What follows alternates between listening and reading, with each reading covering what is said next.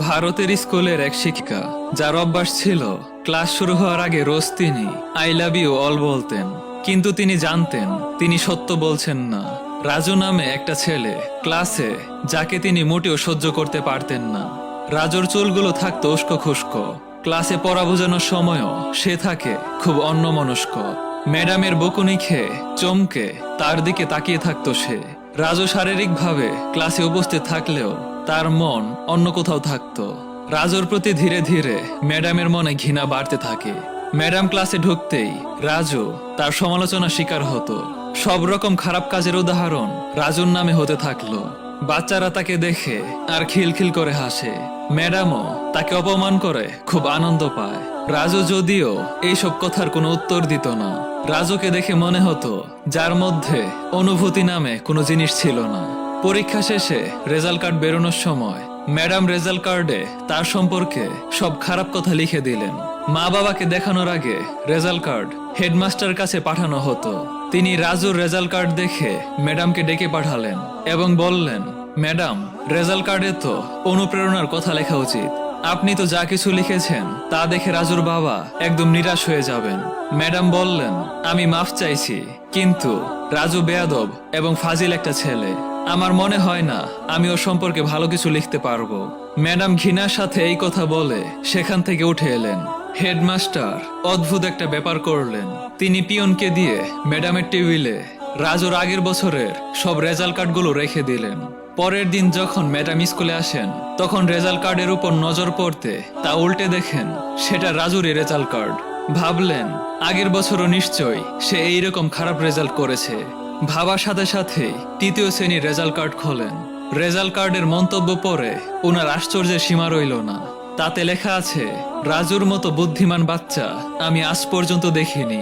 অতি সংবেদনশীল বাচ্চা এবং নিজের সহপাঠী আর শিক্ষকের প্রতি সম্মান ও সহযোগিতা করে। শেষ সেমিস্টারেও রাজু প্রথম স্থান অধিকার করে নেয়। অস্থিরভাবে ম্যাডাম চতুর্থ শ্রেণীর রেজাল্ট কার্ড খোলেন।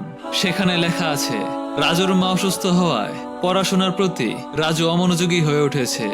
রাজুর মা মারা গেছে এবং এর সঙ্গে রাজুর জীবনের যাবতীয় আশা ভরসা আর সুন্দর ভবিষ্যতের আলো।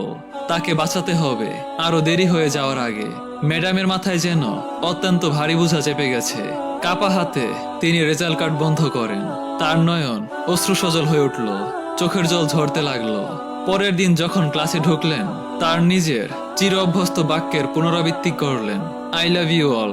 কিন্তু তিনি জানতেন আজও সে মিথ্যা বলছেন। কারণ এলোমেলো চুলে এই ক্লাসে বসে থাকা বাচ্চাটা রাজুর প্রতি যে ভালোবাসা তখন তিনি হৃদয়ে অনুভব করছিলেন, তা ক্লাসের অন্য বাচ্চাদের জন্য হওয়া সম্ভবই ছিল না।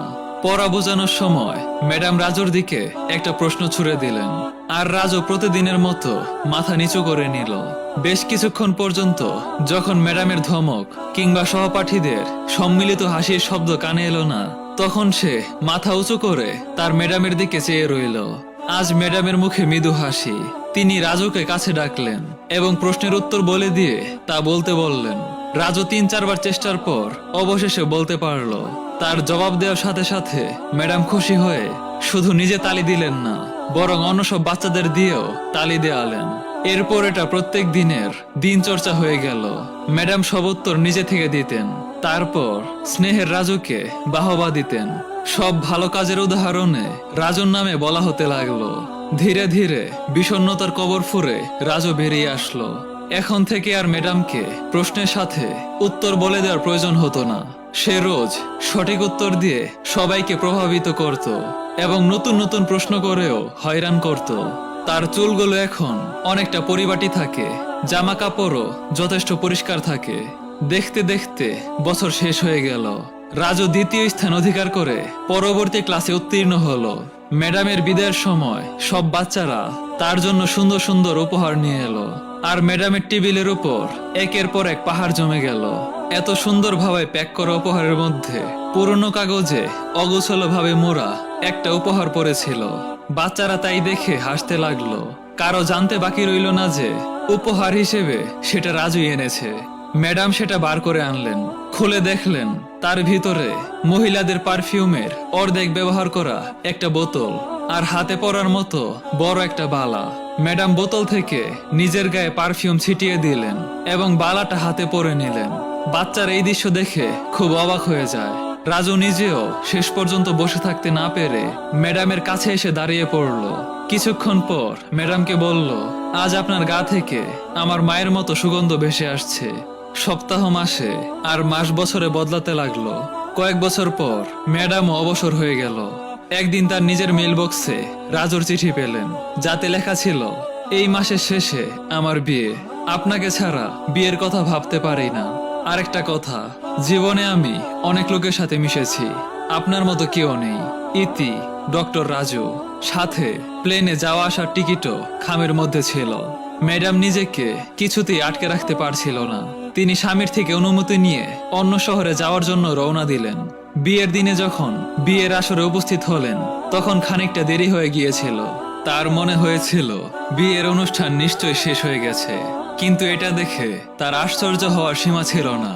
শহরের বড় বড় ডাক্তার, বিজনেসম্যান, এমনকি বিয়ে দিবেন যিনি, সেই পণ্ডিতজিও ক্লান্ত হয়ে পড়েছিলেন যে এখনো কার আশা বাকি আছে।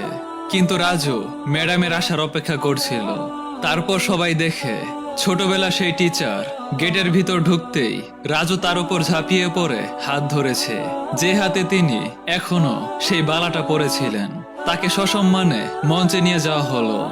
মাইক হাতে রাজু এইরকম কিছু বলল, বন্ধুরা, আপনারা সবাই সব সময় আমাকে আমার মায়ের সম্পর্কে জিজ্ঞাসা করতেন, আর আমি আপনাদের সবার কাছে প্রতিজ্ঞা করতাম যে খুব শিগগিরই সবাইকে তার সাথে পরিচয় করিয়ে দেব। ইনি আমার মা। বর্তমান সময়ে এমন অনেক শিক্ষক আছেন যারা শিক্ষার্থীদের মোটিভেশন নষ্ট করেন, ক্লাসে একটু দুর্বল শিক্ষার্থীকে তুচ্ছ-তাচ্ছিল্য করেন, যা একজন সত্যিকারের শিক্ষক কখনোই করেন না। একজন সত্যিকারের শিক্ষকই পারেন শিক্ষার্থীর মাঝে সত্যিকারের আলোটা খুঁজে নিতে। স্যালুট এমন আলোক সন্ধানী শিক্ষকদের।